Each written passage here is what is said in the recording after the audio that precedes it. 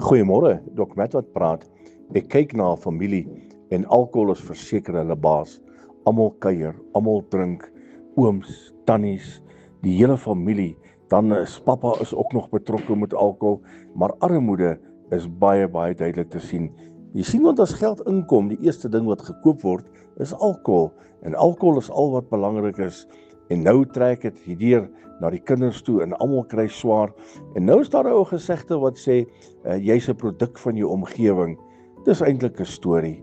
Met die genade van die koning van konings draai jy uit hierdie omstandighede uit. Met die koning kan jy optel dat jy nie net 'n produk is van dit wat jou pad langs gekom het nie, maar jy tel op.